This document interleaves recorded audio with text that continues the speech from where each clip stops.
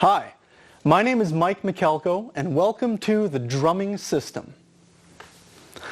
I want to share with you my entire story of how drumming began for me. Back when I was 5 years old, my parents went to a local department store and purchased, I don't even know what the brand name was, some cheap little drum set. Back in 1976, it might have cost them $50. All I remember at that point was my mom bringing home this drum set and saying, "Here you go, son, have some fun." They sort of set it up for me. I put it up in front of a mirror in the hallway, and I just remember banging and smashing away, putting on a record player or an 8-track, I don't even remember what that was, and playing some rock and roll. Might have been Elvis. Pretty sure it wasn't Black Sabbath or anything like that, because I was the only child living at home at the time, so pretty sure my folks weren't listening to any heavy metal. I'm pretty sure it was probably Elvis or those types of bands. And after about a month or two, I completely destroyed the drum set. I was banging on it, and obviously this is where I decided I wanted to play the drums. Then I realized that many, many years later, after not playing drums since I was 5 years old, I still wanted to play the drums. It was something that was always within me, but I never really had the opportunity because we lived in apartments or we lived in townhouses, things like that, where I couldn't make a lot of noise. At age 15, some friends and I would get together and we would form air bands and have air band competitions in school. And I remember I always wanted to be the drummer, either the guitar player or the drummer. But for some reason, I always wanted to be the drummer. There was a good friend of mine named Alan, who we always argued who was going to be the drummer. And, you know, we'd wrestle and beat each other up for a while, and then whoever won the fight was the drummer. A lot of times he won the fight. Anyways, so then he was the drummer or I was the drummer. We'd set up ice cream pails and cardboard boxes. Couldn't use pots and pans, which is kind of the cliche, because they were too noisy, and then my parents had expensive pots and pans. My mom would have killed me if I would have beat on her pots and pans. But we constructed a drum set out of stuff, and we'd air band away. During these times of air banding, I thought to myself, you know, I really know nothing about drums, because when we videotaped ourselves playing, and I was leading with the left hand, and I wasn't playing the bass drum with my foot, and I wasn't hitting the snare drum on the right thing. Everything was wrong. Everything I did was wrong. I go back to these videos and I watch them and I just crack up because it's so terrible. But we had fun. The main thing is we had a really, really good time. When I moved to a new city, I then met with a cousin of mine who worked at a music store. And I still wanted to play drums, but I was kind of afraid to sort of venture out and find a drum teacher or get to know musicians. And I remember when I was in grade 11, I saw a guy playing drums he was kind of a geeky looking guy, but everybody thought he was really cool. And I was like, I understand, you know, I'm the guy with the long hair and the camouflage, and you know, I'm like the hardcore metal guy in school. Why is this dorky guy so cool? Because he played the drums. So I talked to my cousin who worked at this music store, and I said, "Is there any way you can hook me up with drum lessons?" And she said, "Sure." She says, "Come on, we'll get you signed up." And I was totally excited about that. Got into some lessons, and it was this little, you know, kind of, I was discouraged by the fact that there was this man and he was looking down at me, and, you know, he's being kind of, you know, very kind of, I don't want to say mean, but he was very authoritative. And I was just like, ooh, this is kind of crazy. You know, here's me, I'm like almost 17 years old, just about to get into drums, and I got this guy saying, this is what you have to do. So I was a little discouraged at first. Then I found another drum teacher. His name was Norman St. Hilaire, out of Winnipeg, who completely formed the way that I play the drums today. He started me off with all the essential basics. He started me off with listening to different kinds of music, learning rudiments, learning patterns, playing along to songs, and now I was actually playing the drums, which was so absolutely amazing. After studying with Norm St. Hilaire for a while, I then studied with Mitch Dorge from Winnipeg as well, who was on tour with the Crash Test Dummies. Norm went on the road with some bands, and then before Mitch was with the Crash Test Dummies, he took over for some of Norm's teaching and completely reshaped some of the other things that I was doing, added to the basics that I already had, and introduced me to different drummers like Vinnie Colaiuta and Dave Weckl, Steve Gadd, got me listening to those types of players, which was absolutely just brilliant for my playing. After spending some time in Winnipeg, I then moved to Edmonton, Alberta, where I decided to sign up for the course at Grant MacEwan College in jazz and music studies. And I studied under Brian Thurgood there, who was a fantastic teacher, worked on my reading, worked on orchestral drumming, snare drumming, different styles of music, and I ended up going through the Grant MacEwan program there. It was absolutely fabulous, just absolutely fantastic. After graduating college, I started to tour with more bands across Canada and throughout the US, and then I had continued my studies with various teachers all over the world. Whenever I'd find a weakness in my playing, as opposed to just stopping and going, I can't do this anymore, I would find the solution to my problem. And I met with Dom Famularo, I met with Jim Chapin, I met with John Fisher, I met with Peter Magadini, I met with Thomas Lang, I met with Virgil Donati, all these great, great drummers. And they really started to polish everything that I was doing. And to this day, I still consider myself to be a student of this instrument. Every day I try to learn something brand new, and I'm always trying to push my limits of what maybe I couldn't do last week. With all of this in mind, you have to realize this is quite an extensive journey, starting off when I was 17 years old up until now. This is 20 years later, and I'm still practicing, still studying the drums. A lot of money went into what I've done. I've put oodles and oodles of money into schooling and lessons, which is absolutely fabulous. I think it's great. But what we're really trying to get out of this DVD is the fact that I'm going to compress everything that I've done in the last 20 years into this package. So if you are already maybe in your 40s or 50s and go, well, I can't turn the clock back and start playing when I was 5, at least you have something to start with that's going to give you every insight of what I've done in the last 20 years. This will ensure that you're going to be playing the drums to your fullest ability, whether you're just a hobbyist, whether you want to be a professional player, whether you're a weekend warrior, meaning someone who just plays on the weekends for fun and has a regular day job. The main focus of this instrument is to have fun. It shouldn't be stressful, it shouldn't be aggravating, it should be fun. Whenever we practice something new, you got to be very, very patient. You have to enjoy what you're doing. If it's not coming right away, you stop and you come back to it maybe the next day. The nice thing about the drumming system is we break everything down from hands to feet to overhead. You'll see everything that we're doing, breaking it down limb by limb, limbs being hands and feet. So let's jump into the drumming system and start learning.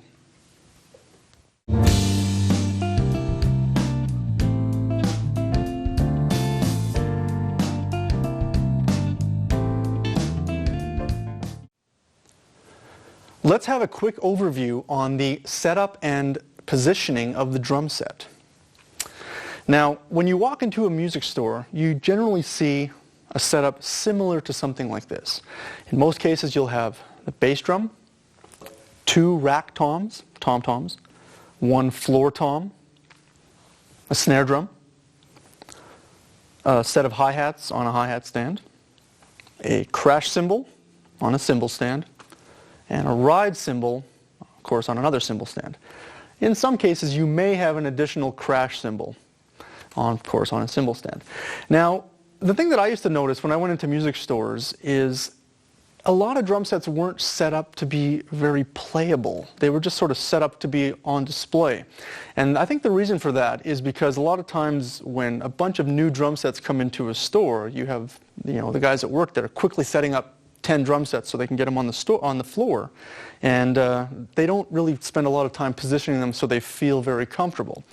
I think the downside to that is a lot of drummers who buy a new set will go home and visualize what it looked like in the store and then go, oh, this is how it looked in the store, so this must be right. Well, not always the case, and this is where things become very personal. So let me talk about what I've done with my 5-piece drum set. The first thing that I like to start with is the bass drum. The bass drum positioning is very important because we have to be extremely comfortable with where the right foot is. Now, I like to sit, I don't want to be too close to the drum because I don't want to be cramped. The main thing about sitting behind this instrument and playing it properly is to be extremely comfortable and extremely relaxed. So I always start with the bass drum, but I don't face it perfectly straight ahead.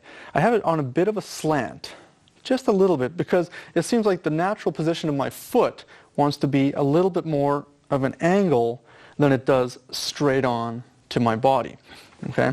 So that's the first thing I'll start with, it's a little bit of a slant to the bass drum. With the tom-toms, that's sort of the next step, is you want to try to get them within reach. I mean, you don't want to have to be reaching for your toms. That's just absolutely ridiculous to have to do like that, because you'll never play fast. There's a few options nowadays, because a lot of tom-toms are mounted off of the bass drum, and some of the bass drum mounts appear to be very far forward on the bass drum, and we can't get the toms close enough. Now, if you kind of notice what I've done on my set here, is I've actually mounted my tom-toms off of my cymbal stands. Now, this is primarily so I can get them closer to me. And this bass drum doesn't even have a bass drum mount. And that's another option. It's not very expensive to alter that feature.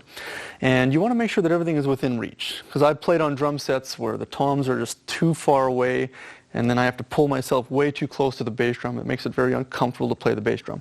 So once you find your tom positioning, that's a very good start. Bass drum and tom positioning. The floor tom is another one that sometimes I see maybe either a little bit too low, or too high, or too flat, or too angled. Once again, it should be almost like if I'm just sitting here, even without sticks in my hands, it should feel very natural to get to the drum without having to extend my arm.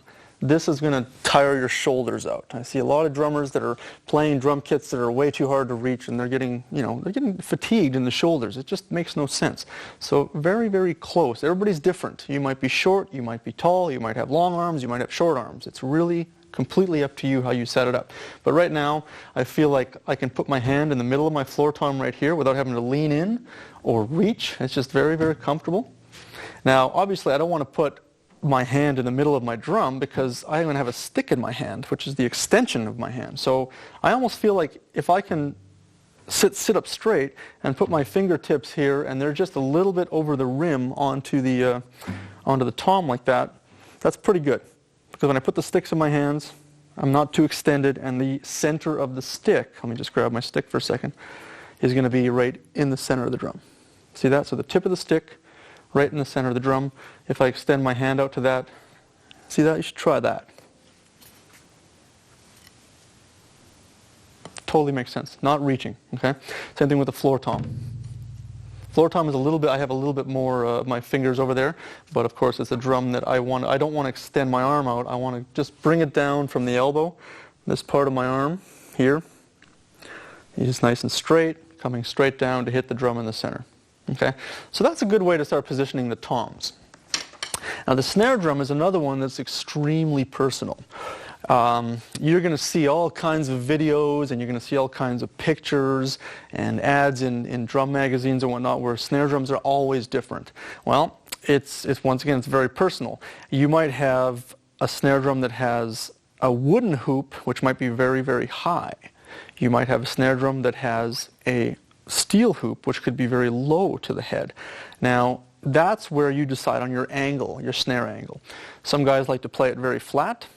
Awesome, very cool. I can't play my snare completely flat because I've chosen the personal preference of having a little bit of an angle. Okay, and it's mainly because when I come down on the snare, to me I have a natural position playing a little bit of a slant there, and I can come down right to the center of the drum like that.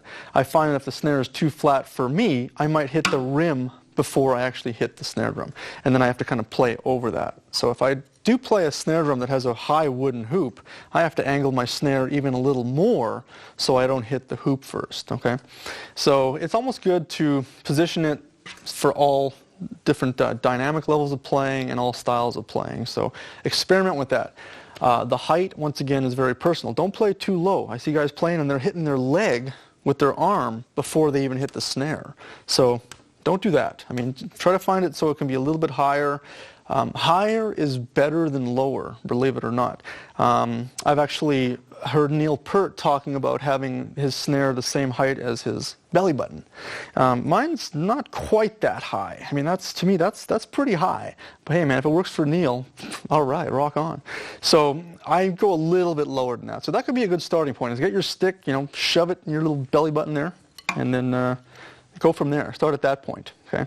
Because you never know. I started that, and it was way too high. I found that I was playing pretty high, and it was uncomfortable. You could see my shoulders were kind of way up like that, so I had to try to be very, very relaxed. Didn't want to play down into the drum, didn't want to play up. Found that real comfortable spot for me, and that's basically the overview of the toms, okay, and the snare drum. With the cymbals, once again, you don't want to have them too far away. Height is up to you. If you want to have your cymbals really high, on some of the play-along stuff that we're doing, you'll notice that I have my cymbals really high. I find for that purpose is so that when I want to get a huge hit, I can wind up, and it's like totally rock and roll to do that. There's nothing wrong with it. It just looks cool, but they're close enough that I'm not reaching for them. You don't want to have to be reaching for your cymbals. Right now, I've lowered my cymbals just for the sake of saying, yes, I can play lower cymbals and I can play high cymbals, but also they're close enough that I'm not reaching for them. So if I was to use my left hand and hit this cymbal, right, no problem, but I also want to be able to use my right hand to hit that cymbal. So when positioning cymbals, you don't want to have it so far over that your left hand has no problem hitting it, but your right hand, you're really extending it, okay? So within reason, okay? The ride cymbal, another very, very personal cymbal. I started off playing a ride cymbal very, very low. It was, I saw a picture of Neil Peart, and he still to this day plays his ride way, way down there. I was doing that for the longest time, and I liked it. It was a very, very relaxed feel. It was very cool. The problem that I had with that, though, is when I go to do a fill, I kept hitting my drum, and I was like, I kept hitting the drum when I try to go up there, so I'd raise it a little bit, and every now and then I'd still hit the tom, and I liked the way my toms were, so I wasn't about to change that. I already positioned those, so I, played it, kept doing that, kept hitting the tom, and went, yeah, this is not working for me. And then I saw videos by Steve Gadd and Dennis Chambers, and raised my ride cymbal up. Tried doing that for a while, and at first I had it too high. My shoulder was getting sore because I played like this. As opposed to being very relaxed down here, I went up. And that wasn't good, so I had to find a way to relax my arm, my shoulder, so the bell of the cymbal is close enough that I can play it without having to extend my arm. Because don't forget, the ride cymbal is a cymbal that we might be playing for a long period of time in a song, right? Or the bell. Where a crash cymbal we just go up to every now and then. The ride cymbal, we have to make sure that's a very, very comfortable position for us, because we might be there for 2 or 3 minutes depending on the song. So that's another one. Height is your choice. I started low, went high. 10 years later, I'm still playing the cymbal quite high, just a little bit above my mid-tom there. And of course, the last crash over here is once again within reason. I'm not reaching for it. If it's higher, that's fine. Lower. But once again, keep it close enough that you're not accidentally hitting it while you're doing drum fills, and make sure it's not so far away that you have to throw your stick to hit the cymbal. Okay? And the hi-hat. Okay? Now this is another one. Depending on the style of music I play, I will lower and raise it. There's no one way of doing it. If I'm playing real hard-hitting rock, I actually raise my hi-hat quite a bit high. Right now it's probably about an inch from the top point of where it'll go. This is kind of a standard positioning. It's not so low that I'm going to be hitting my snare drum at the same time. You don't want that. And it's not so high that I'm playing like this. I've seen guys that they get these hi-hat extensions and they've got their hi-hats way up here. I mean, it looks great and it's very cool for rock, but I'm not saying it's bad. It just might make you a little bit tired, but you might want to lower it down a little bit to find that happy spot for your hi-hat, okay?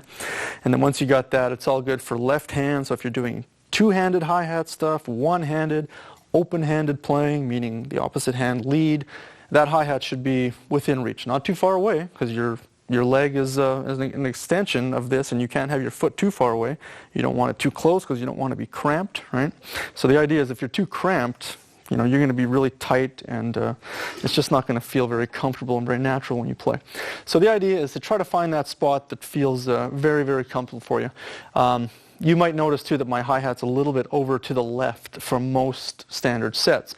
That is mainly because I have a double pedal attachment here on my hi-hat, which, as you can clearly see, if you look down at the foot cam there, you can see that there's a snare stand between the two pedals, and then there's the the double pedal and then my hi-hat foot, and it has to be over because there's nowhere else for that hi-hat stand to go. And if I don't play double pedal, I do move it in just a little bit, but I've almost got so used to the hi-hat pedal being in this one spot when I play that even if I don't have a double pedal attachment hooked up, this is probably still where I leave the hi-hat because it just feels very natural for me. I don't want it too close. Once again, you don't want it too far. Okay. And last but not least, and believe it or not, the most important is the seat height. This is a huge one, something that none of my teachers ever really discussed. And I would encourage you drum teachers to really get all your students hip to this. The seat is so important because, for one, you're sitting on it, you're using it 100% of the time. Okay, I mean, there's things on the drum set that we don't use for an entire song.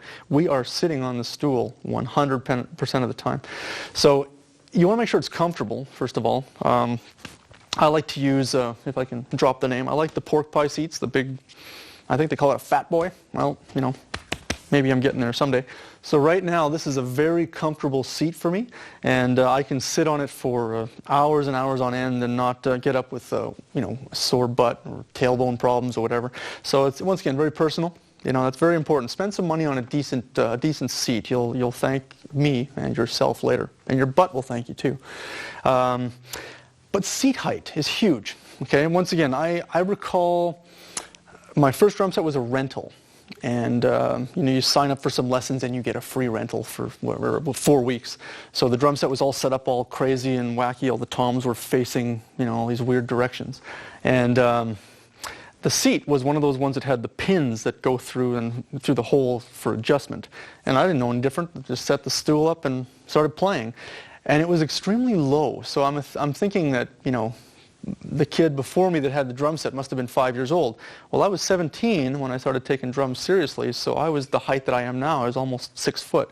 And it seemed really low, but I didn't know the difference. I thought, well, this is a drum seat, and okay, this is how the drum seat is. It came from the music store, so it's got to be right. And I ended up playing that way for a long, long time. And I stayed like that for a long, long time.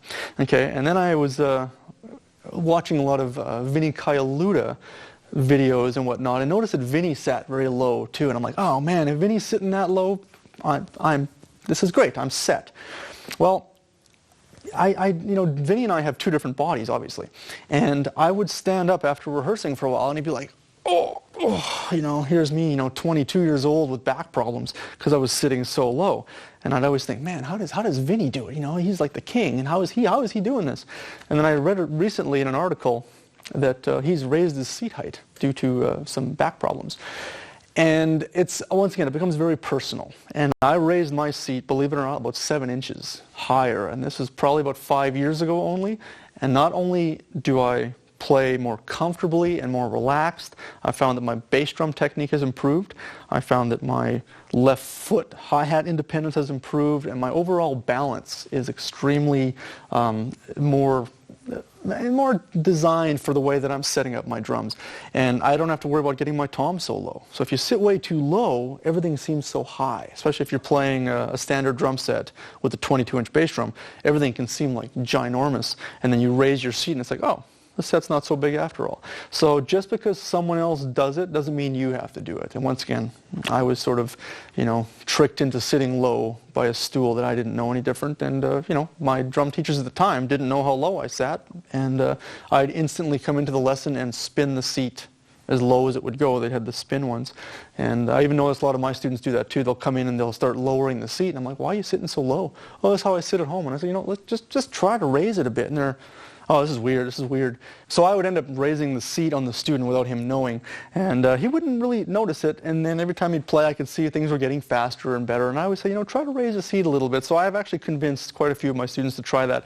I'm not saying that raising the seat is better or sitting low is worse. It's once again completely personal. The thing is, you got to be comfortable and experiment. Go as high as you can and play for a half hour. Then go as low as you can and play for a half hour, and then try to meet in the middle and set the seat at the middle point and play for another half hour. Then you at least have a range of where you want the seat. If you can see how my legs are positioned, I'm a little bit higher than 90 degrees. I mean, if 90 degrees is like this, my legs are just a little bit higher. I mean, drummers like Elvin Jones sat way up there. It was great. You see Elvin playing, and he was this big towering man playing over top of the kit. It just looked so cool. It's like you can see the drummer. Personal, very personal. So that's pretty much the entire setup as far as that, and try some things, see what happens in your rehearsal, move some things around. There's no rule saying you can't move your floor tom over or move your toms over. So if you notice, you'll notice that my toms are actually a little bit left of the center of the bass drum. Now, the main reason for this is the center of my bass drum is not the center of my drum set. A lot of people think that. Actually, if it was, I'd have to sit like this. Boy, that doesn't look very comfortable. I'm leaning over on my seat. Everything is completely lopsided. Okay? If I go back to my natural position and sit comfortably, the center of my body is the center of the drum set, slicing right through the snare drum. You can see how it goes right through this, half edge of the tom here. And what that means is that's kind of my center point. When I sit down comfortably, the center of my bass drum is way over here. Look at how far that is from where the center of my body is. It's almost a foot. Right? So that's another thing I see is a lot of guys are really trying to center everything off the center of the bass drum. And I've heard Thomas Lang talk about this, where everything was shifted over. Guys, Dave Weckl, Neil Peart, Steve Smith, all those guys that went and studied with Freddie Gruber, everything seemed to shift over a bit. And I did that, and wow, what a difference it makes, because especially with that mid-tom, you're not reaching way over for it, And this is a 13. Even if I play a 12, this 13 inches right there, I'm not reaching for it anymore. So that's the main reason for that.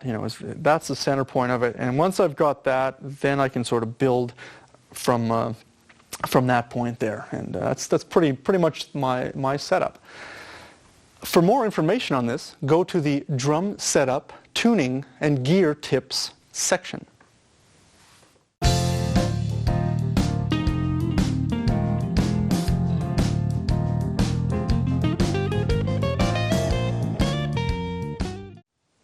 I'm just going to quickly talk about some drum set posture. I see a lot of drummers of all ages playing very hunched over or almost too straight. There's sort of a happy medium between that. There's some teachers out there that say you must be very straight, and I find the problem with being too straight is you're really using far too many back muscles to really try to hold that up. I'm finding my back's getting tired just by sitting like this. It's almost like I'm too tense. Okay, but then I also see guys that are playing kind of hunched over like that, and it might be a personal preference to say, yeah man, I'm all hardcore and I'm all rock and roll, but you got to keep in mind your back, once it goes out, it's not a good thing. I had a back injury when I was 21 from working construction. The only time that it actually didn't hurt hurt my back was when I actually sat down, but I couldn't hunch. That was the thing. So when I sat as straight as I possibly could, there was no pain. It was weird when I walked around or when I stood up straight, I had pain. It was just from a silly, work-related injury. And so when I sat down behind the drums, I tried to be, as straight up as I could, but still have, enough flexibility in my shoulders and elbows and arms that I am not completely hunched, yet not completely sitting back like that. I got some students that they refuse to get away from this, and they look a little bit too, Energizer bunny kind of type of thing. So you want to just sort of relax. The idea is to relax your muscles but stay straight. You never want to play this instrument tense. So try to sit up as straight as you can, and you might see some videos where it appears that I look very hunched over, but in reality it's just a very relaxed form of my shoulders. So my back is still very straight, okay? But I'm just sort of, you know, relaxing myself to a point where it looks like I'm hunched over, but it's not this. This is bad, you know, and I see a lot of guys that are playing like that, young and old. Just try to sit up a little bit. It'll just save your back in the long run. Once again, it's a very physical instrument. We don't need to put any extra pressure on ourselves than necessary. So try that. Good luck.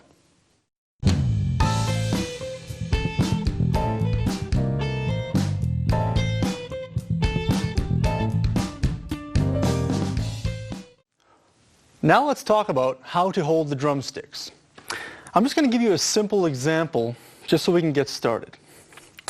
Now, the way that you probably have seen a lot of drummers in the past play is with the sticks looking exactly the same in both hands.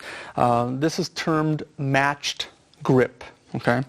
So the first thing we're going to start with is just one hand, and I will use my right hand for this. The first thing we're going to do is we're going to grip the stick with the index finger and the thumb, something like that. Okay.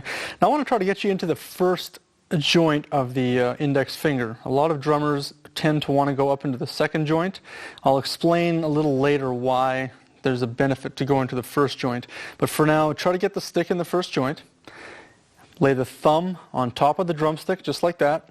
Okay, just so you create a fulcrum, so you can get the stick waving between your thumb and your index finger, just like that. Okay. The next thing I want you to do is I want you to turn your hand over so your palm is facing down towards the snare drum. Okay. So you can still kind of get this wave happening between the index finger and the thumb, just like that. Okay. Now, if you notice closely, the back of the stick is actually hitting me in the soft part of my hand here, which is good. It's this acts as a shock absorber for the drumstick. You don't want it hitting on the bone here, and we don't want it falling into that spot either. Right now, naturally, I want it to just do that. Okay. So going back to this position here, with my palm facing down, I want you to wrap the fingers gently around the drumstick, so it looks like that, not like this. Okay. Don't grip it. We don't want to hold this thing like a baseball bat. We want to hold this very, very gently, okay? Even though we might be playing some harder, more powerful beats later on, we're going to learn to control this very relaxed grip. The key word is relaxation, okay? So you see how that looks, okay? Now, grab your other drumstick and just quickly match it up together so they look exactly the same. Okay, something like that. You can go through the whole entire process if you need to, but you can just simply match the two up. Remember, match grip. Okay. Now at this point, I want you to lay the tips of the sticks on the center of the snare drum, palms facing down. If your thumbnails are facing up, you're going to have this really weird angle on your wrists. So for now, palms down, very relaxed. There should be a gap there. You don't want to close that gap off. That's tension. I just mentioned relaxation. Let's stick with that. Relaxation, very relaxed. Okay. And center of the drum, you're almost creating like a rooftop or half a square, a 90-degree angle, however you want to look at it. That is our starting point for matched grip. So let's get that together and then we can move on. For full details on every aspect of hand technique, including French grip, American grip, Germanic grip, traditional grip, balance point, finger control, you name it, be sure to visit the Hand Technique and Rudiments section.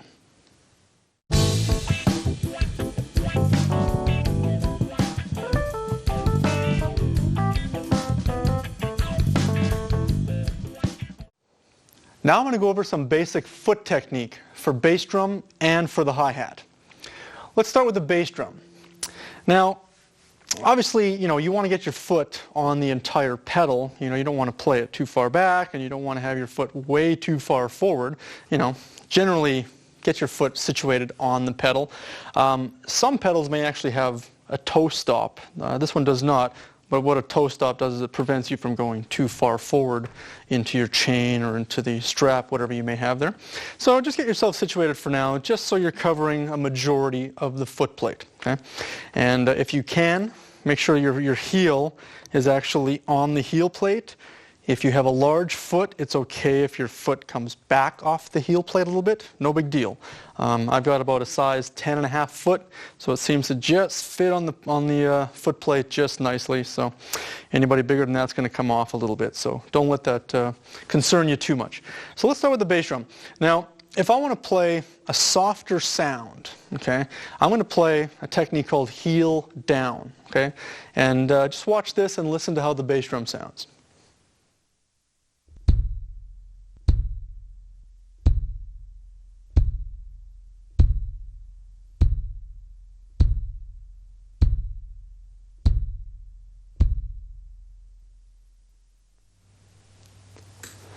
Okay, so you can see that I was getting a much softer volume with my heel being played down. Now, if I have my foot too far back and I play heel down, it's also very hard to press the pedal down because I'm not getting the leverage that I need, and I end up using more of the toe part of my foot, which is much harder to do. Watch this.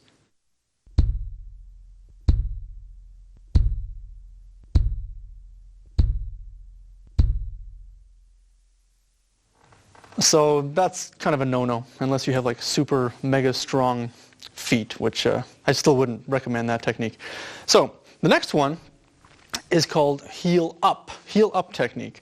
Now the reason for heel up is to get a much more powerful sound out of the bass drum. Okay? Now heel up doesn't have to be too extreme. It does not have to be this. You could simply just lift your heel up, maybe just a little bit off the bass drum pedal there. And by lifting my heel up, I now get my whole entire leg into the equation. And now I can get a much more powerful sound from the bass drum. Something like this.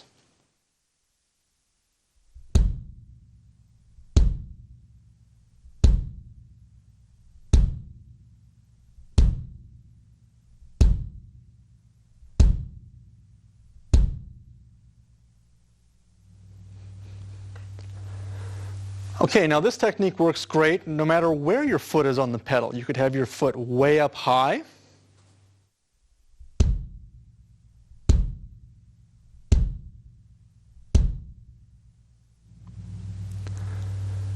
You could have your foot in the middle of the foot plate and play it something like this.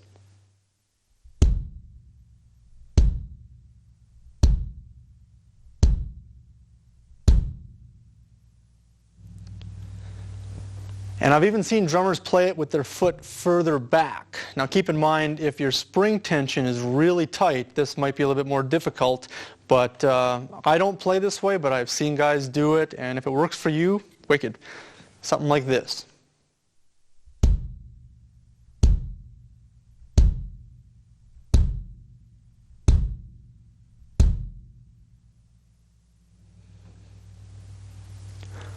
I find that I notice a lot of speed metal drummers when they're playing really fast double bass, they seem to have their feet further back on the pedals, which might make more sense. Try it out. Now let's take a look at the hi-hat foot pedal and talk about some technique of this guy. Now, obviously when I'm just playing the drums and not actually using the hi-hat for a sound, meaning using my foot for a sound like this,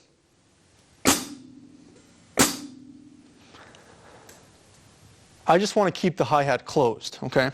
So simply what I do is I just rest my foot on the actual pedal itself, and I don't press down, and I'm not putting any weight on my foot. I'm simply just, if I had my foot off the pedal like that, and I put it on, I'm just holding it shut to a point that when I hit it with my stick, it's got a nice chick type of sound to it. So that's the first technique there. I mean, you want to try to get your foot on the whole pedal if possible. If it's too far back, you're using too many muscles in your leg to try to get it to stay shut. Don't do this. I see guys doing this all the time, you know, to play. There's almost no point to just taking your foot off the pedal. Get that left foot used to doing something, because eventually we're going to want to use him in our everyday playing. So try to keep the hi-hat open so that we can close it with our left foot and keep it closed. Okay, so if I want to get a sound, like a really sharp, snappy sound out of my hi-hat with the foot, I'm going to lift my heel, much like I did with the bass drum technique, and they'll sound something like this.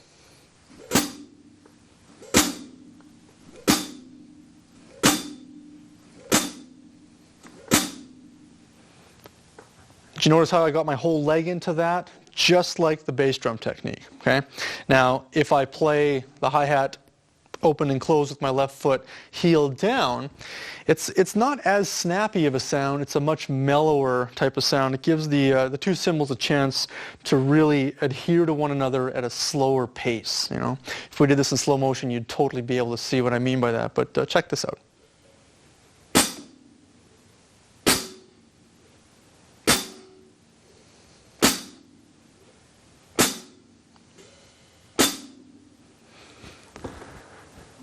So you can see how there's not as much immediate attack. It's more of a as opposed to a real.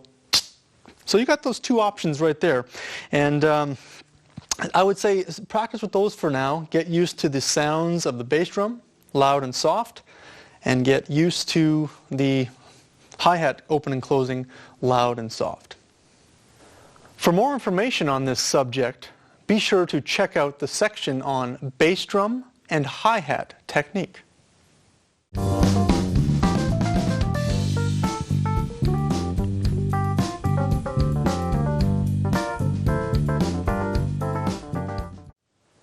So now that you're ready to play, let me teach you some basic drum beats. Now these beats are going to be taught strictly by ear. No sheet music, no fancy notes, anything like that. Just some simple counting techniques. Now, we can all count to 4, really hope so, okay? The first thing I want to do is get you playing 4 hits, if you're a right-handed drummer playing a right-handed setup, with your right hand on the hi-hat, okay? Simply 4 hi-hat hits, closed hi-hat, something like this.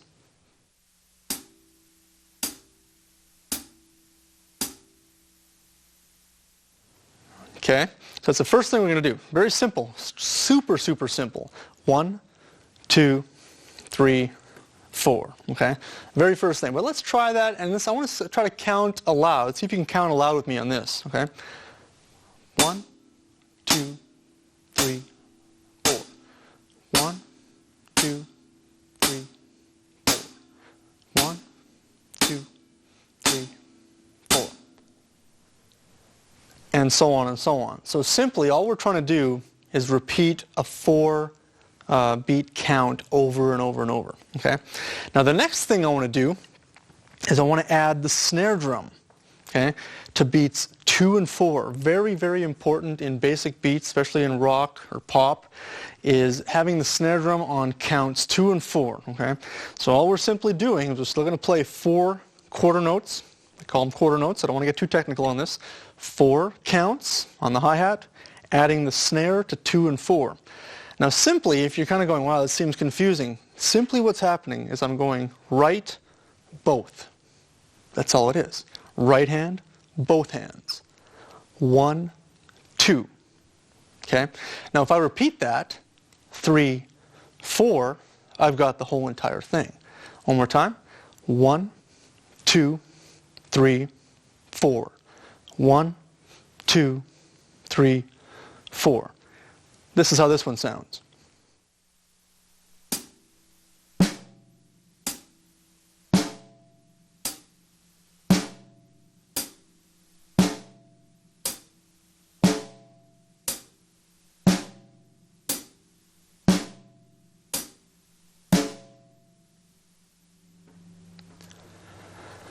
So you can see it's fairly simple so far. Well, it's going to stay simple for the next little while, because all we're going to do now is we're going to add our good friend the bass drum to the hi-hat part, but we're going to put the bass drum on 1 and 3, okay?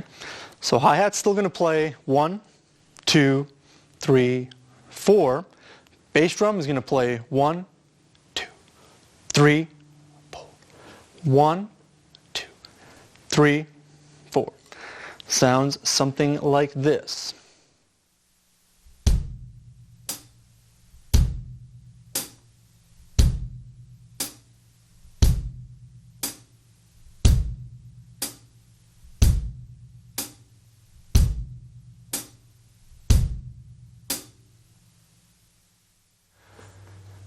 Okay, so before we move on to the next section, you might want to practice those two things for a little bit, because I'm going to combine the two now to create a basic quarter note rock drum beat, okay?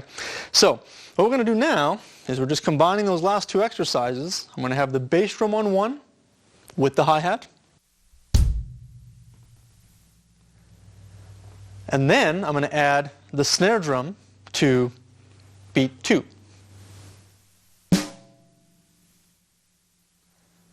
So now, if you look at it that way, that's all we have to repeat, and then we got it. So watch this. I'm just going to do those two things in very slow example here. Bass drum and hi-hat, snare drum and hi-hat.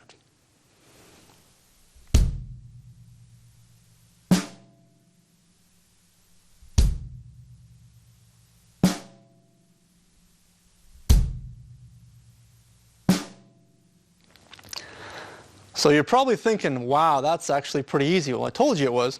I wish he'd speed that up. Well, let's speed it up just a little bit and make it sound a little more realistic, because what I just played was a very slow example. You wouldn't hear any songs that would be played like that. That's just kind of more of a learning purpose than anything. So let's go a little faster, but I want to count 1, 2, 3, 4, 1, 2, 3, 4. Remember, bass is on 1 and 3. Snare is on 2 and 4. Hi-hat is on all 4 counts. Something like this.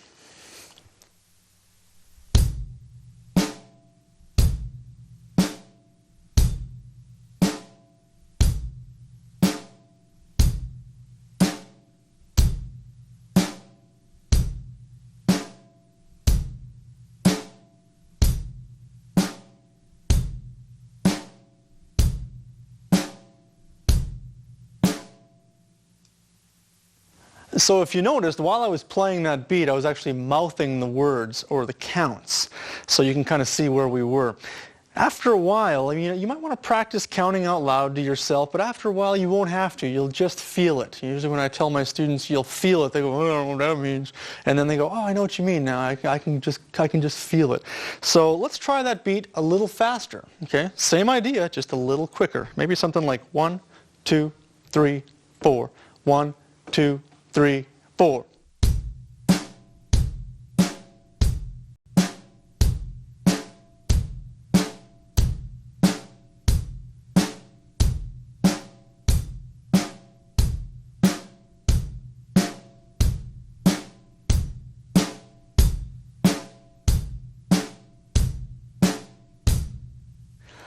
So I want to demonstrate this beat one more time for you, just a little bit faster.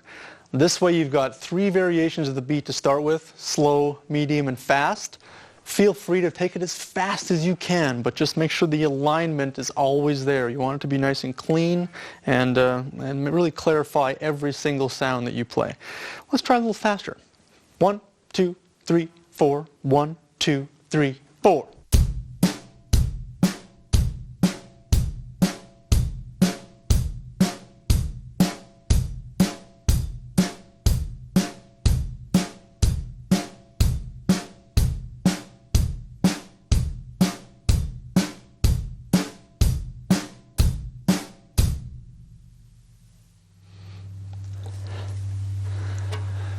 What I now want to do for you is I want to demonstrate another type of basic drum beat that is based off of eighth notes. Okay?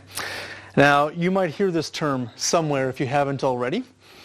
Eighth notes are simply 4 times 2.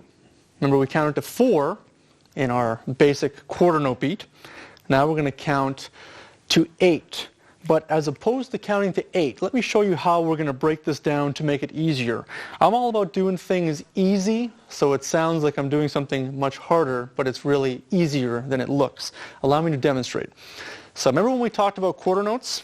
Counting to 4. If you're not sure what quarter notes are, just remember there's 4 quarters in a dollar, 4 quarter notes in one bar of common time music. So we went 1, 2, 3, 4. What we're going to do now is in between each of those numbers, 1 to 4, we're going to add the word and, A-N-D, and, okay?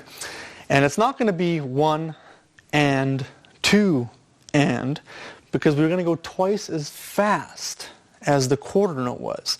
So if my quarter note is here, 1, 2, 3, 4.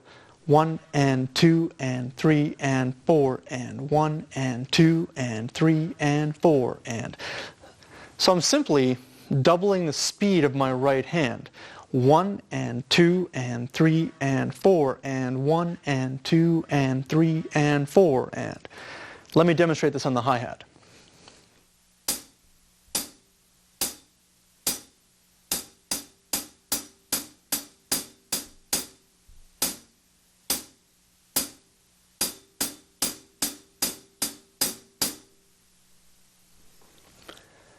Okay, so hopefully that is starting to make sense. So what we're going to do when we play all those notes is count 1 and 2 and 3 and 4 and. So simply, you're just adding the word and after each number. Not that hard, right? So I told you I wouldn't get too difficult on you just yet. So let's stay simple. So what we're going to do next is we're going to add our good friend the snare drum to beats 2 and 4, kind of like we did with the previous beat, okay? So we're going to have 1 and 2 and 3 and 4 and 1 and 2 and 3 and 4 and. Now you're probably going to start to recognize this type of beat in maybe the everyday music you listen to, whether it be on the radio or favorite CD or whatever. And this is going to start to make more sense because a lot of beats that we construct for rock and roll, for pop, are really 8-note based, okay? So let's start off with this. Here's just the hi-hat playing all 8 eighth notes, and the snare drum on 2 and 4. 1 and 2 and 3 and 4 and.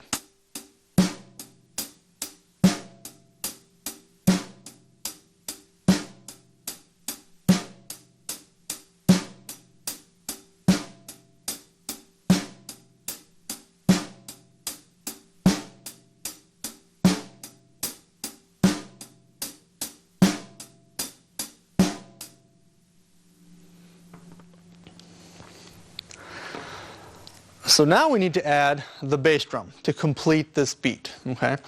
So we're going to do exactly what we did in the previous beat. We're going to put the bass drum on 1 and on 3. But I'm going to take away the snare drum, just so you can hear where the bass drum lines up with the hi-hat before we combine these all these 3 sounds together.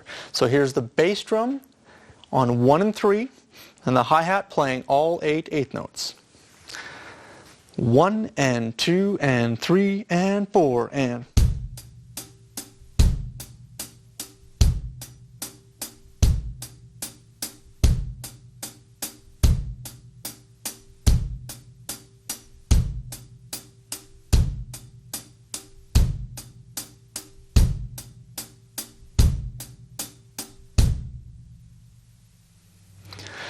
So if you need to go back and practice the last 2 previous exercises, I would suggest that, because now I want to combine all 3 sounds together. Okay, so the bass drum on 1 and 3, the snare drum on 2 and 4, the hi-hat's going to play all of the 8th notes. Okay, so I'll play a little bit slower, and then I'll speed it up for you. So here's a little bit slower, all together. 1 and 2 and 3 and 4 and.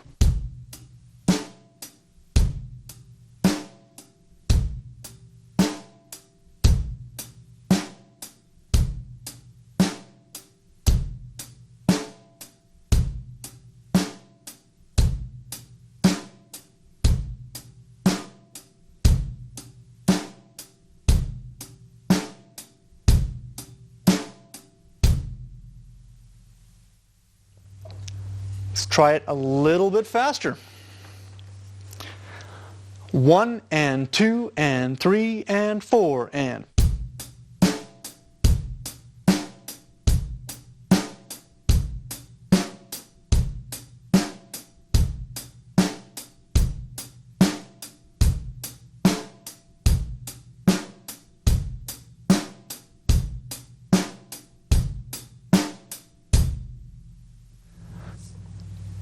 One more time, even faster.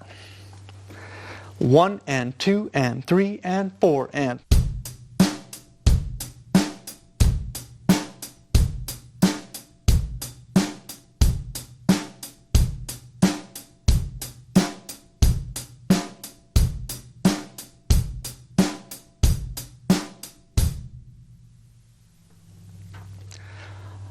So this is a really good starting point. You've now got two very cool, usable drum beats to start with.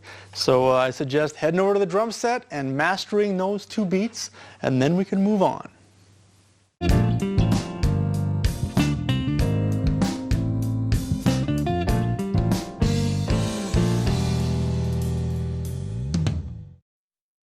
Now that you learned the basic 8th note beat, I want to show you 8 variations. The first one is going to sound very similar to Queen's We Will Rock You. Okay, and we're still going to play 8 notes on the hi-hat, 2 and 4 on the snare drum, but we're going to put the bass drum on 1 and, so there's 2 bass drums, 1 and the and of 1, and on the 3 and the and of 3. So I'm going to play this one slow, and I'll speed it up as I'm playing it. 1 and 2 and 3 and 4 and...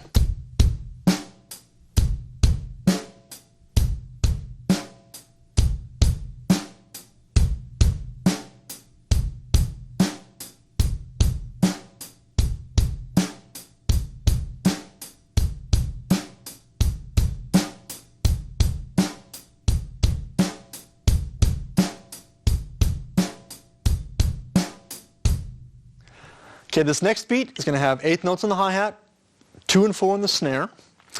We're going to mix it up a little bit. This one's a little more challenging, but not impossible. Bass drum's on 1. The next bass drum is way over on the and of beat 3. So we've already played the beat where we had the bass drum on 3.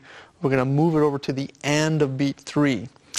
This is how this one sounds. Bass drum on 1, bass drum on the and of 3, snare on 2 and 4. 1 and 2 and 3 and 4 and...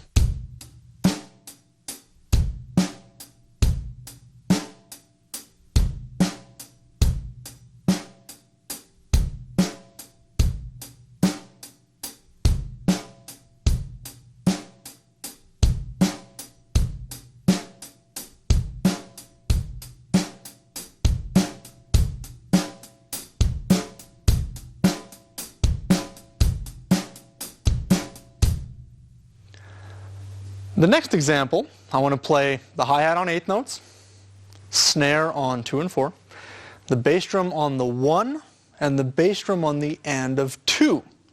So another one that's a little more challenging, but once again, not super hard. So I'll start slow, and I'll speed it up as I go on. 1 and 2 and 3 and 4 and...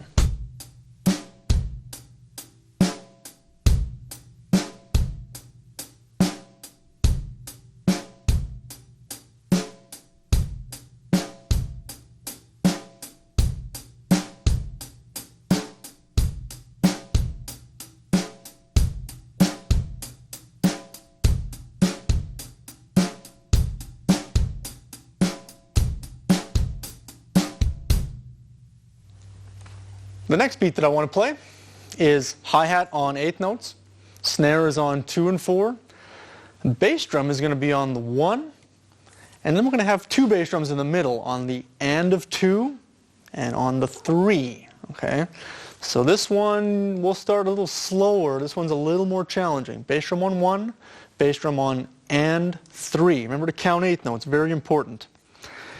1 and 2 and 3 and 4 and...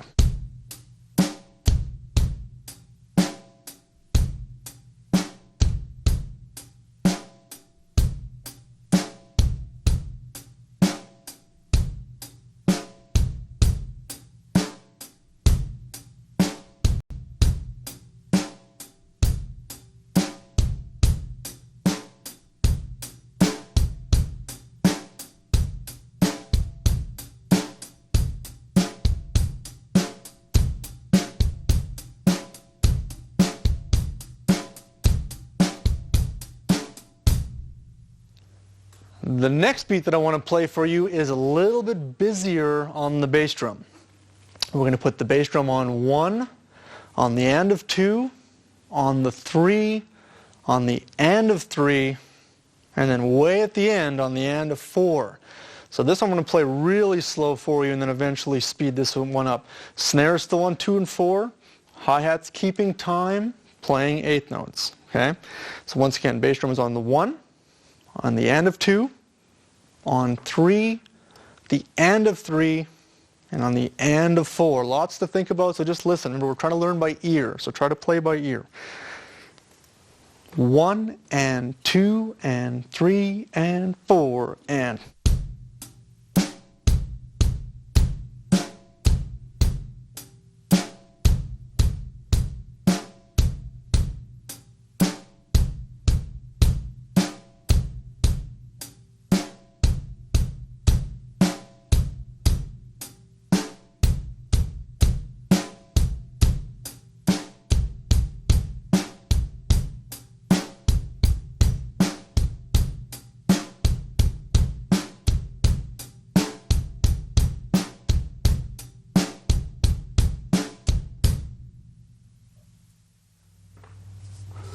In this next example, we're going to have a little variation on the snare drum. Actually going to put the bass drum on the 1, on the and of 2, and on the 3. But we're going to put the snare drum with 2 hits at the end on the 4 and. So a little bit of a variation with our left hand now. Okay? So once again, bass drum on 1, on the and 3. Snare drum is on 2, and also on the 4 and the 4 and. So 2 snare hits at the end. This is kind of a neat beat. Check this one out. I'll start slow and I'll speed it up. 1 and 2 and 3 and 4 and.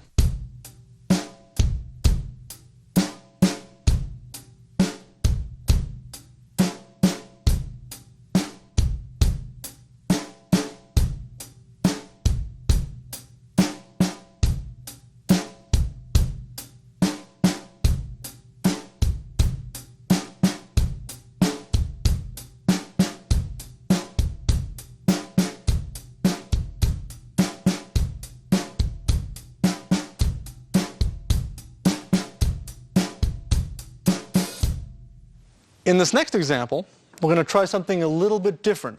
Still counting eighth notes. We're going to have all the eighth notes on the hi-hat, but the snare drum is now going to play all 4 quarter notes. Okay, so this is something, let me just demonstrate this first before I add the bass drum. So you're going to play the hi-hat counting all 8 eighth notes, 1 and 2 and 3 and 4 and the left hand is going to go 1 and 2 and 3 and 4 and. So this one might be a little bit more of a challenge. Here's just the hands, just so you get an idea what the hands sound like here. 1 and 2 and 3 and 4 and.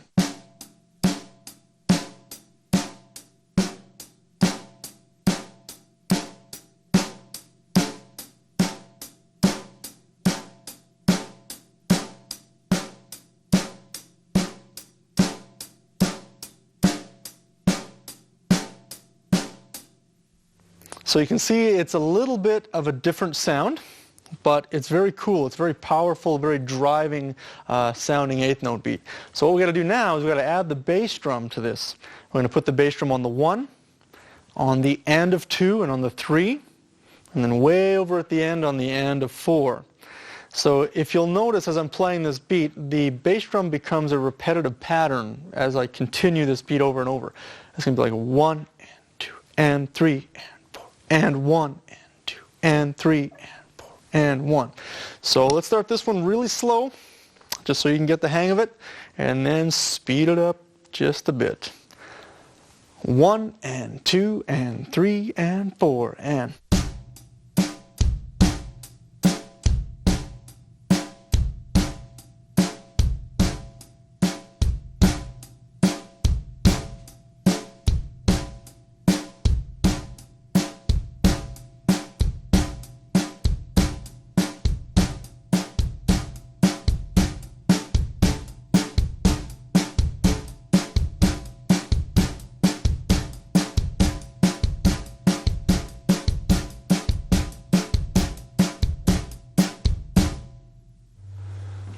In this next example, I'm going to play all 8 eighth notes on the hi-hat. The snare drum is on 2 and 4. Now the bass drum is actually going to start on the and of 1. We're not going to play a bass drum on the 1. We're going to start the bass drum on the and of beat 1, and we're also going to put the bass drum on the 3 and. So this one will start slow because it's a little bit weird, but when you get it going, it's very, very cool. Okay, bass drum on the and of 1, bass drum on 3 and, snare on 2 and 4. Here we go. 1 and 2 and 3 and 4 and.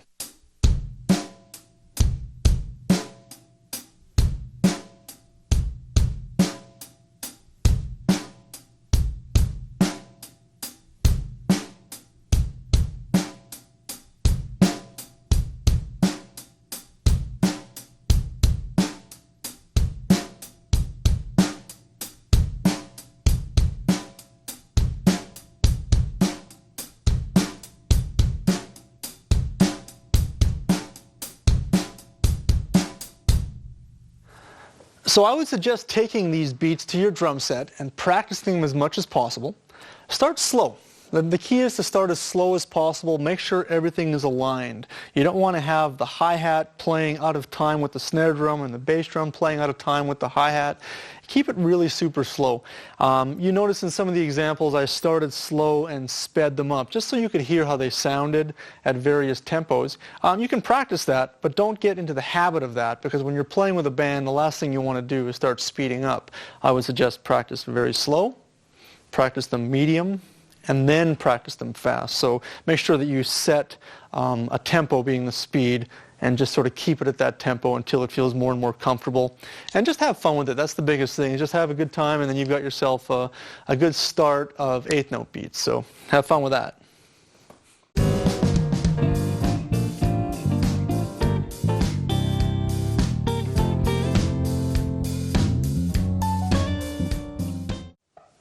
I'd like to talk a little bit about some basic drum fills.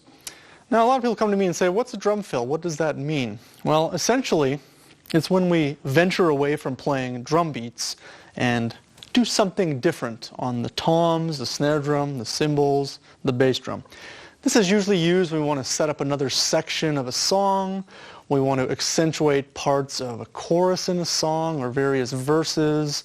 At the end of a song, you could have a big drum fill. At the beginning of a song, the song could start with the drum fill.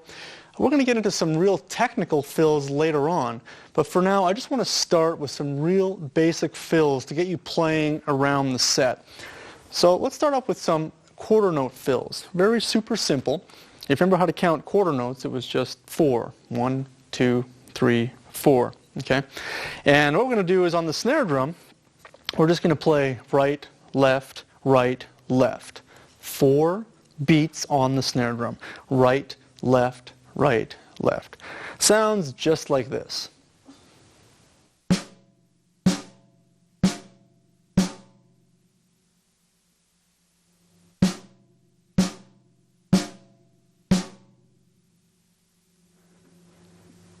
So that seems fairly simple, but I want to demonstrate that in relation to the quarter note beat that you've already learned, which was the beat that sounded like this.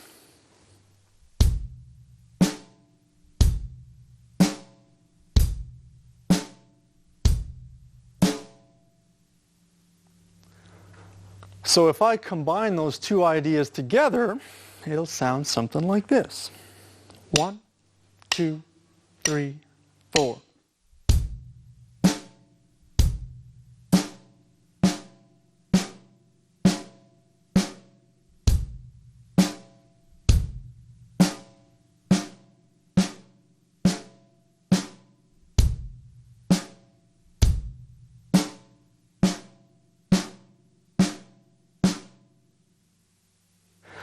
So the count has to remain consistent. You don't want to have the beat played really slow and then the fill really fast. I see that in a lot of beginning drummers. The thing is, keep it very consistent. If you want to play the fill faster, you have to play the beat faster. Something like this. I won't go too fast, but just for now I'll go a little faster than I just did. 1, 2, 3, 4.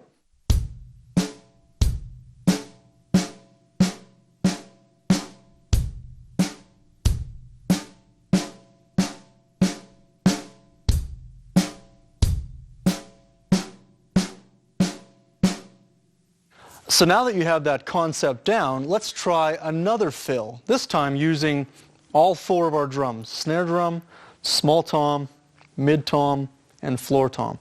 And simply, I'm just going to play right, left, just like we did on the snare drum. This time, let's move it around. Sounds like this. 1, 2, 3, 4.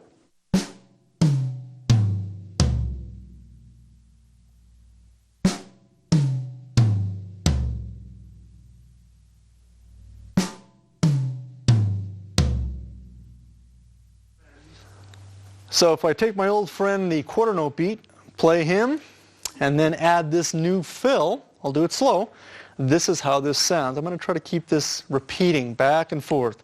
One beat, one fill, one beat, one fill. Here we go.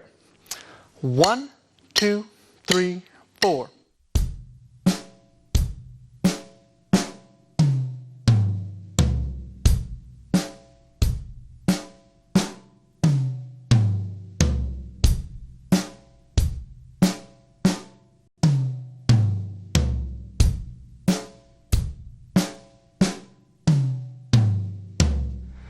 Okay, let's add another element of sound to what we just did. After we finish the fill, I'm going to hit the crash cymbal on beat 1, which is actually beat 1 of the drum beat. Okay, it's not an additional hit. It is still just on beat 1. So instead of hitting the hi-hat on beat 1, I'm going to hit the crash cymbal. Now if you remember on beat 1, there's still a bass drum. So we're actually going to end up doing this on beat 1.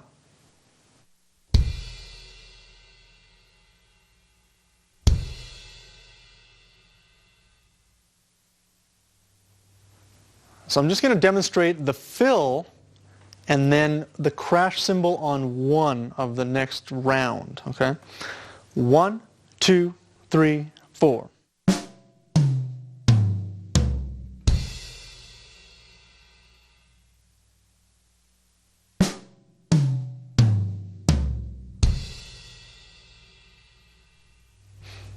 Now, that may sound like it's the end of the fill. It's actually the beginning of the beat. You got to kind of get that concept in your head because it's on beat 1, and 1 is at the beginning of 4. So, as opposed to going 1, 2, 3, 4, we're going to go crash 2, 3, 4. Crash is beat 1. 1, 2, 3, 4. Let me show you this. 1, 2, 3, 4.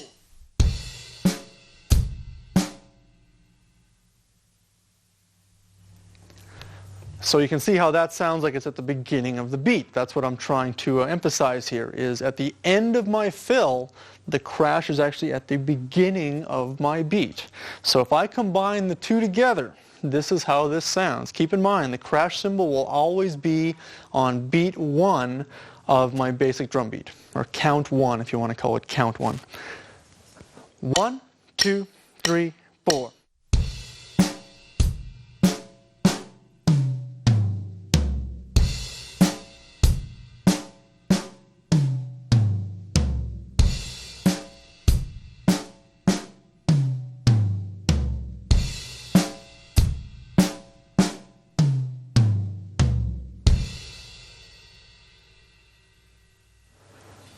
So for the remainder of the fills that I'm going to demonstrate, I'd like to add the crash cymbal to beat 1, just so we get into the habit of doing that every time.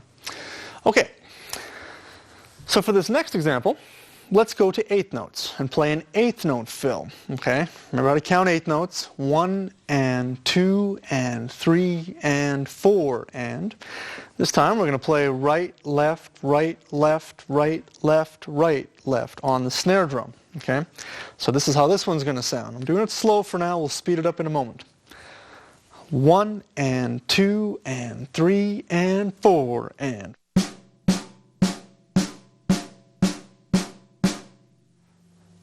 Now I want to combine that fill with the 8th note beat that we learned earlier. Okay, just as a refresher, here's the 8th note beat.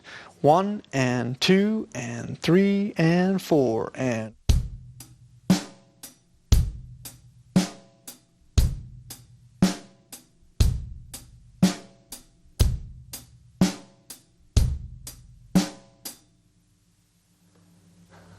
So if I combine those two together, this is what this sounds like. Now after I come out of my fill, I'm going to hit the crash on beat 1 of the actual drum beat, okay? 1 and 2 and 3 and 4 and.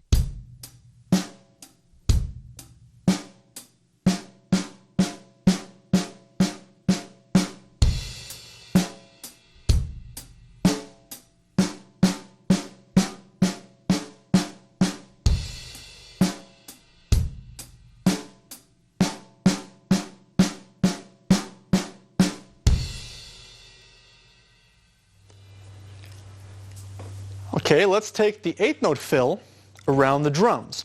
So in this case, what we're going to do is we're going to play 2 per drum starting on the snare. Right, left, right, left, right, left, right, left. 1 and 2 and 3 and 4 and. Okay? So here's how just the fill sounds, just so you can get used to just practicing this. 1 and 2 and 3 and 4 and.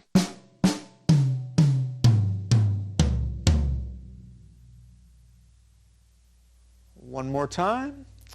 1 and 2 and 3 and 4 and.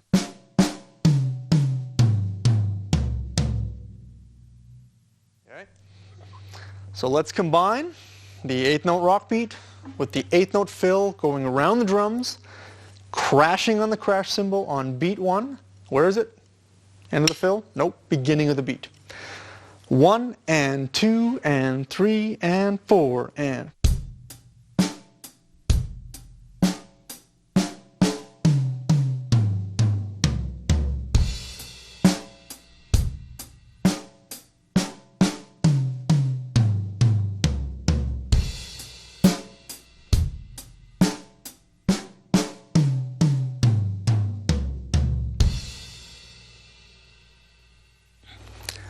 I'm going to play that one for you just a little faster. This is a fun one to practice. Here it is, just a little quicker. 1 and 2 and 3 and 4 and.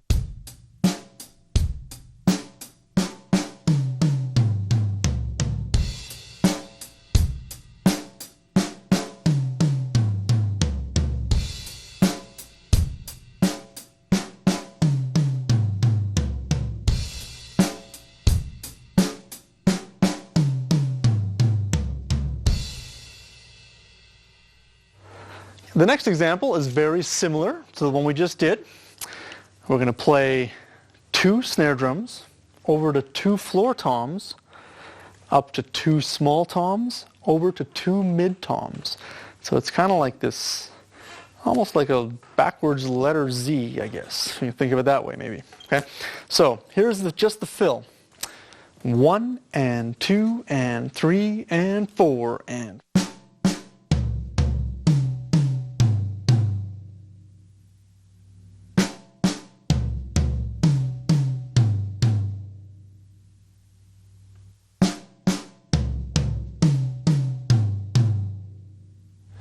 Okay, so let's combine that with our old friend, the basic 8th note rock beat.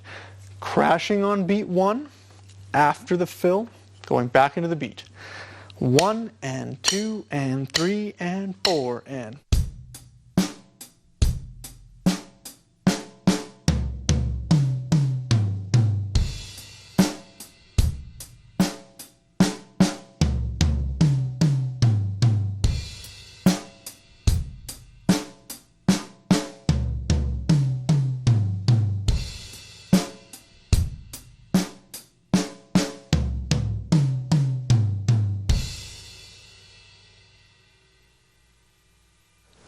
So there you go. Now you have 5 basic fill examples to practice. And I would suggest going to the drum set, doing them slow, then doing them fast. The main thing to remember is do not play the fills faster than you play the drum beat. Keep the count inside your head, whether you have to count out loud, count to yourself, get your neighbor to come over and count for you, whatever the deal is. Keep it all in time. It's going to make you that much of a better drummer. Have fun with that.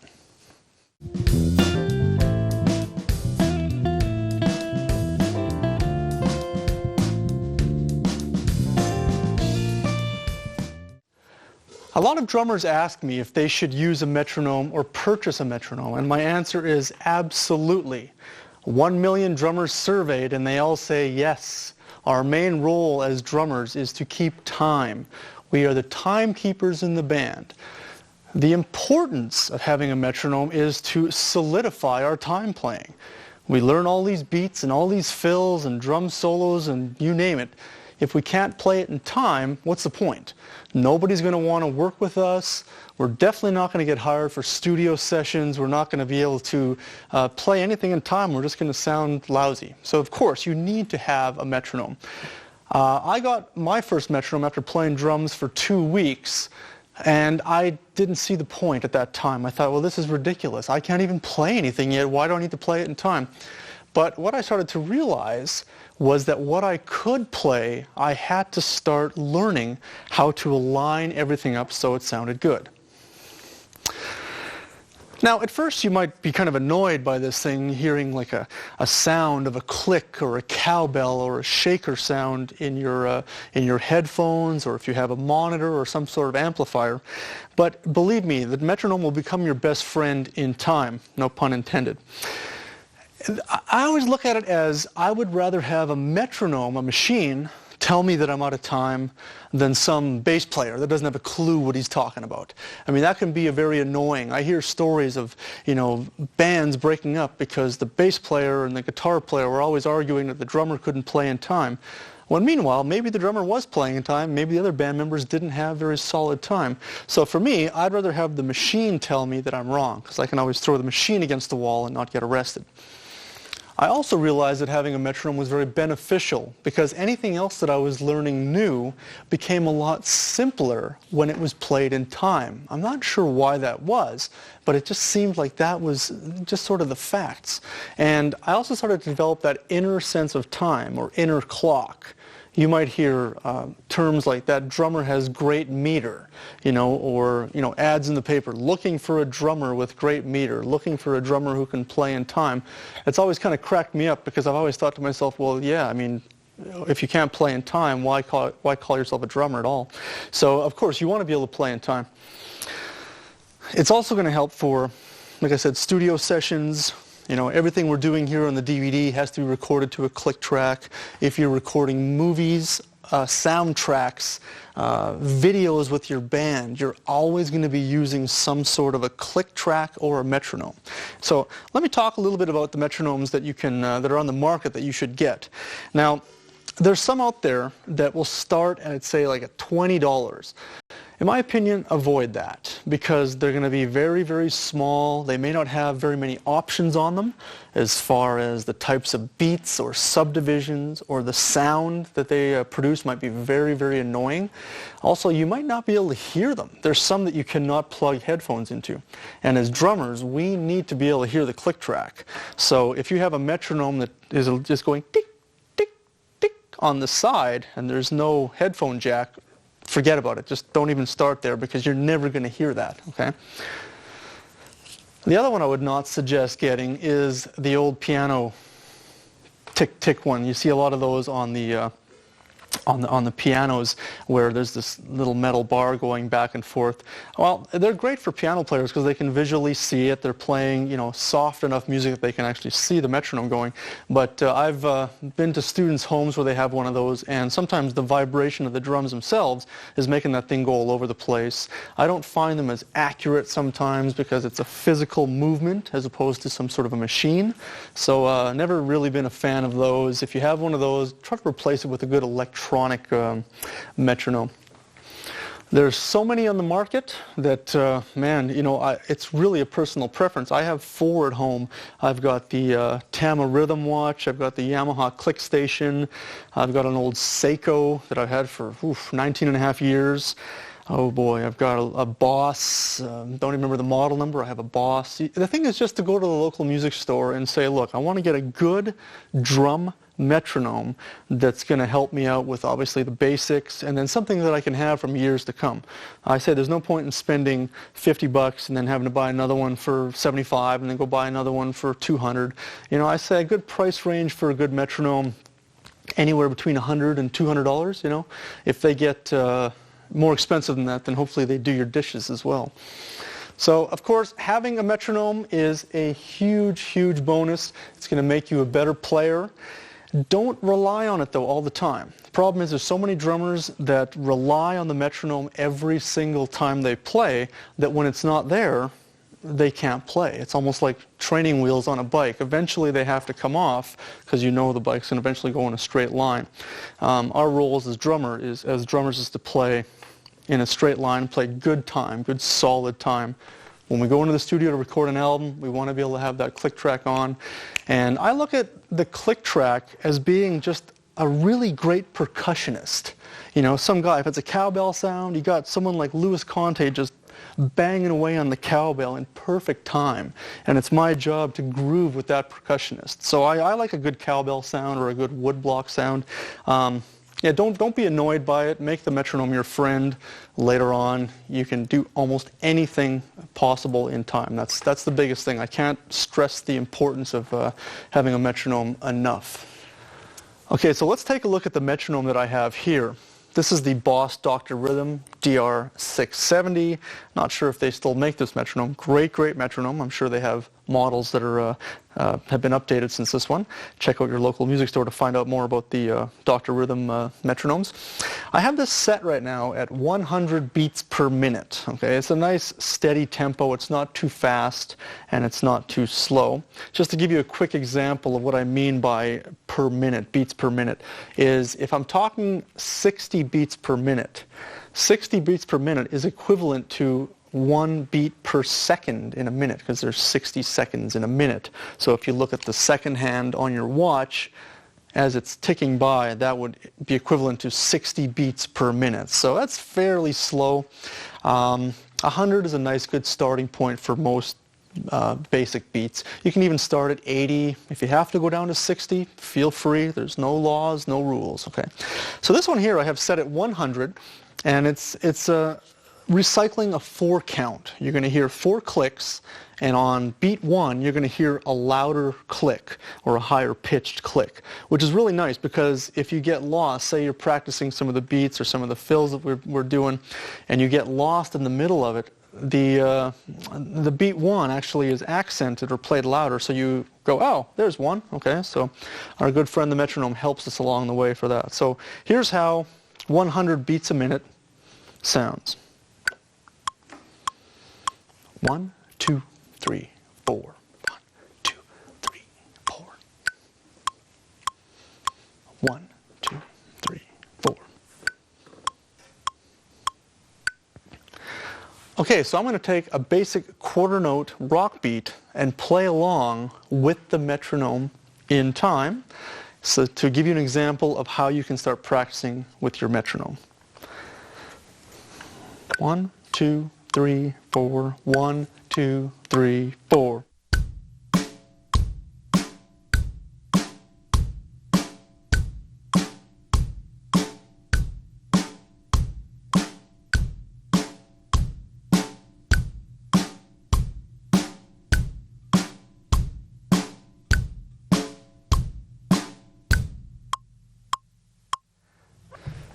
Now, if you're practicing with the metronome and you got the headphones on and it's fairly loud, if you cannot hear the click, that's a good thing because you're playing dead on time, which is a very tough thing to do. But over time, believe it or not, it will happen. Now, let me give you an example of me playing that same beat too slow with the same tempo, 100 beats per minute. It sounds really, really weird. So I'm going to kind of play slow, and then I'm going to jump in and try to catch up to it and lock back in with the metronome.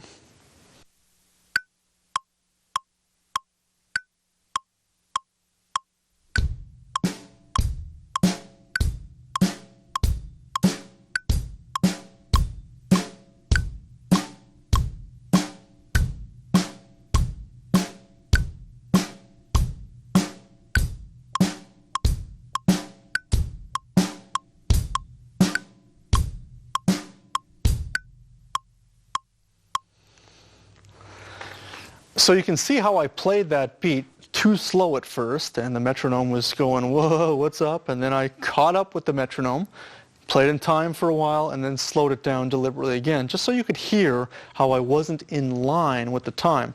Now, a lot of drummers would go, hey, your machine's broken. Well, no, I'm broken, okay? So it's like we're not perfect. We're trying to perfect our timing if possible.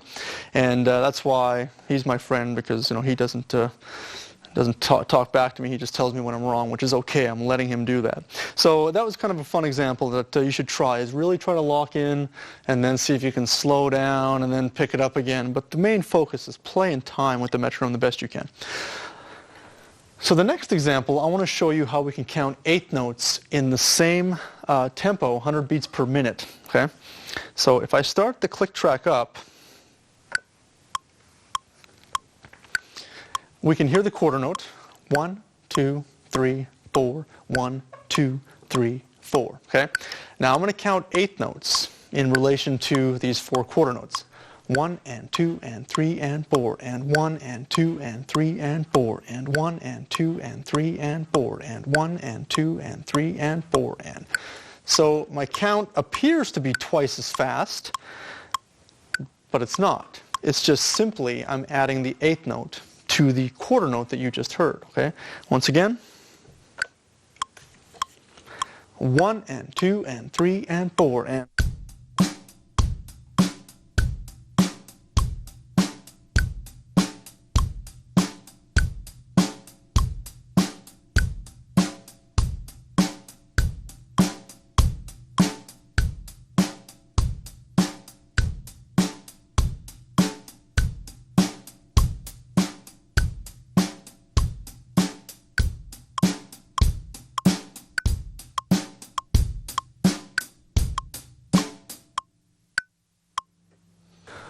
So if you listen close to that example, there was a time where it was a little bit hard to hear the click. I know it was for me anyways, which means I'm really trying to lock in with the time there.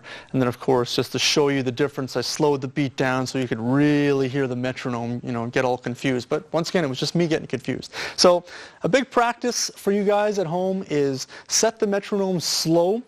Set it at a medium tempo, 100 to 140. Set it at a fast, 140 to 220. And start practicing the beats that we've already done. Have fun.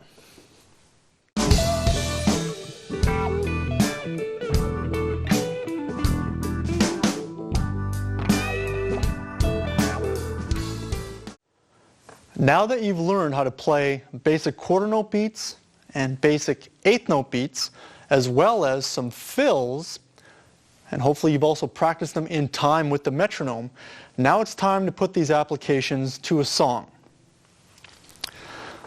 So what we're going to do, we're going to play a song and incorporate a quarter note beat with some 8th note fills, an 8th note beat, and maybe a driving quarter note beat. So what we'll do in this next song is you're going to hear 2 bars of the metronome count you in. You're going to hear 8 clicks in total, or in other words, 4 times 2. Then I'm going to come in by just playing a quarter note beat. You're also going to hear the click track / metronome along with the song. So I'm going to play a quarter note beat, and then I'm going to play an 8th note fill. When I go to the ride cymbal, I'm going to play an 8th note rock beat, and I'm going to play an 8th note fill, go back to the quarter note beat, play that for a bit. Once again, I'm going to play another 8th note fill, go back to an 8th note rock beat.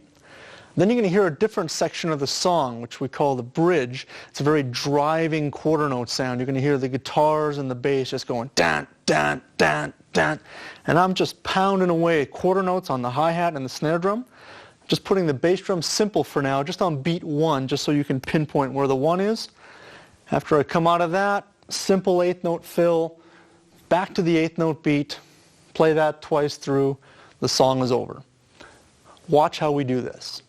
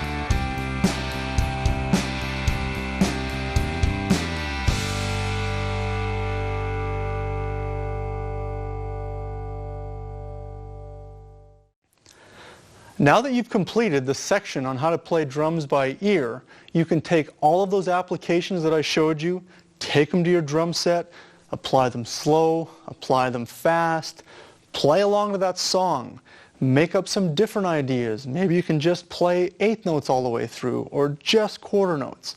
It's amazing. You went from absolute nothing to being able to play a song. So now, once you've completed all that, we're ready to move on to the next section.